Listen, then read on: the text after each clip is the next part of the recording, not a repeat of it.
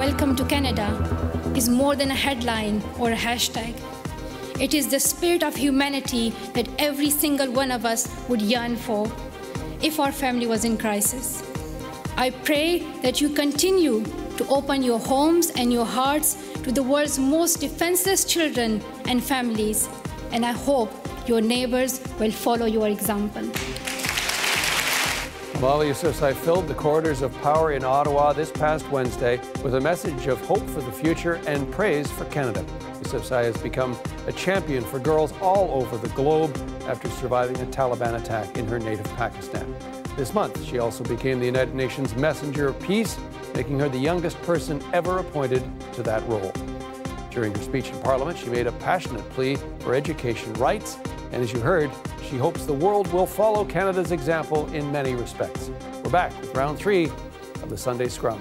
Susan Riley and John Ebbesen are here from Ottawa, joining us now. The whole country paused, I think, to listen to her speech and to watch her arrival in this country. She specifically asked Canada to host the upcoming meeting of the Global Partnership for Education. Amongst other challenges for this country, do you think Canada will accept her challenge? Susan, we'll begin with you.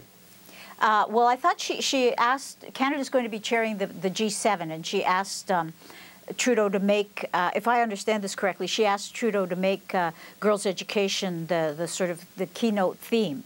I think his answer was non-committal.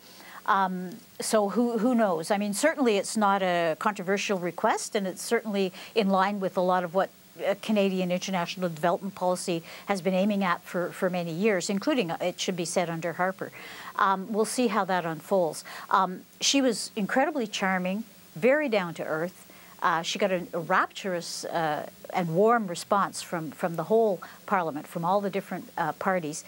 Very poised for a 19-year-old. Mind you, she's not the average 19-year-old given her life experience. But more than anything, I thought, as much as anything, I thought this was a huge win for Justin Trudeau, who is sort of bathed, you know, sort of in a love bath.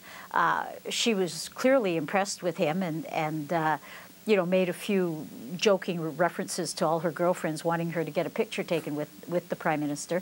On the one hand, this seems like just kind of girlish frivolity, but I think it's another, that along with the photograph of Justin Trudeau's family on the front of Perry Match this week, it's another kind of extension of Trudeau's world image as a kind of liberal god almost, you know. It's interesting. Well, I guess, John, though, as a Harper biographer, you might be the first to point out that it was Stephen Harper that first granted her this honor. That ceremony interrupted, of course, by the tragic events at the Cenotaph shooting in Ottawa. Well, and this is an opportunity for truly important bipartisan advance. It was Stephen Harper, as Susan mentioned, who back in 2010, when he was head of the G7, launched the Muskoka Initiative, convinced the other members of what was then the G8 to invest heavily in maternal health initiatives. Those investments have paid off. They have produced real, meaningful, tangible improvements in child and maternal health in developing countries. And it's all part of a global initiative that partly because of economic development in China and India, and partly because of more targeted and effective aid, is greatly reducing extreme poverty around the world. So, an issue, by the way, that I don't think gets nearly enough attention.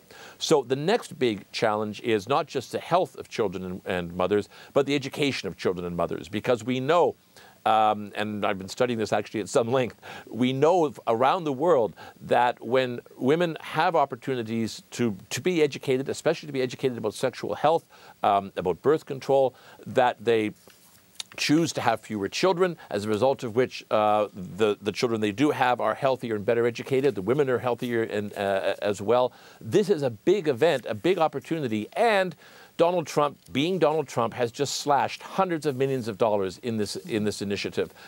He wants to, and wants to defund all international aid involving reproductive choice. So not only is there a big opportunity, there's now a big need. And this is Justin Trudeau's chance to work with the Conservatives as well to make Canada a global leader in not allowing this initiative to fail because of the Republicans in Washington.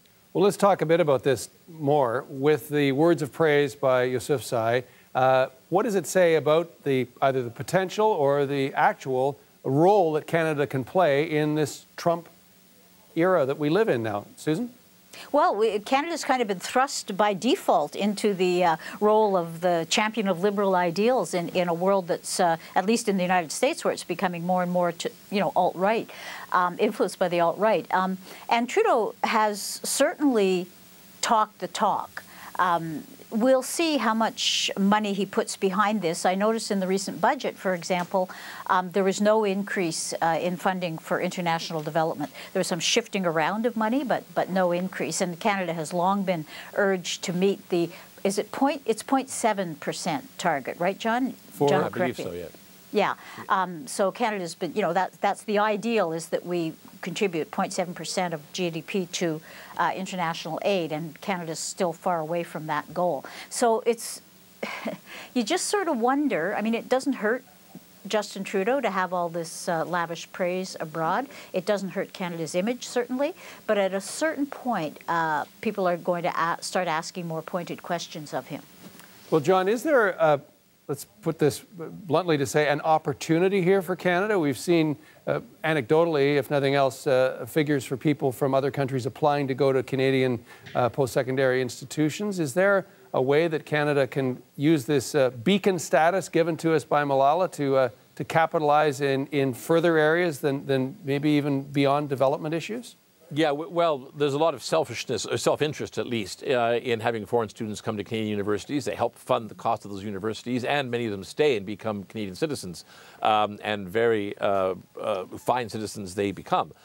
But the real opportunity here and the real challenge here is not to let all of the progress of the last 20 years be wasted because a short-sighted, blinkered Republican administration is slashing funding at a critical time. So this is an opportunity for Canada to take the lead, to convince other members of the G7, other members of the G20, that we have found the way forward on improving the quality of life for people in developing countries, and it involves focusing relentlessly on women. It involves focusing relentlessly on their rights, on their education, on their health, and on the rights and education and health of their children. The more we do that, the better things get. This is real, this is tangible. We've got concrete results to show for it. And it would be a tragedy if we lost that initiative. So, yeah, I think this could be one of the real challenges, one of the real achievements of Justin Trudeau's prime ministership, if he is willing to take that lead. The other aspect of this, of course, is our bid for a Security Council seat, something that some argued was muffed up by the Harper administration. Could this play out positively in that regard? Susan, I'll ask you to weigh in.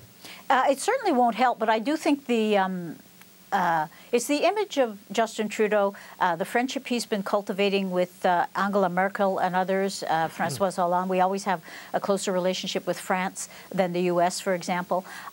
He's been fairly... John might not agree with this, but I think he's been fairly careful about Russia. Certainly none of the kind of full-throated denunciations that you'd expect from Harper, for example. So I think one undisputed triumph, let's say, or victory at least, for the Trudeau government has been our relations with the world. I think we've been very deft. This government has been very deft and inoffensive at best, and actually helpful at times. Well, Susan is absolutely right. I couldn't disagree more. I urge you to read Mark McKinnon's piece in the Globe this weekend. Canada is sending a battle group to Latvia, and the purpose of that battle group is to sit on the border with Russia and say, Russia, we know you have designs on Latvia. You know you want to bring the Baltic states back into your orbit. If you cross the border, you're going to have to kill a Canadian troop. You're going to have to kill Canadian troops to do it, and that means war. So that is certainly more confrontational, even than anything Stephen Harper did when he was Prime Minister. Chrystia Freeland, the Foreign Minister, is banned from entering Russia, and the Trudeau government has just renewed the training mission in Ukraine to train troops to fight Russians in eastern Ukraine. So no, I don't think, in fact, the Trudeau government has been quiet at all. It's actually been quite confrontational in its treatment with Ukraine. And as for the Security Council, I couldn't care less.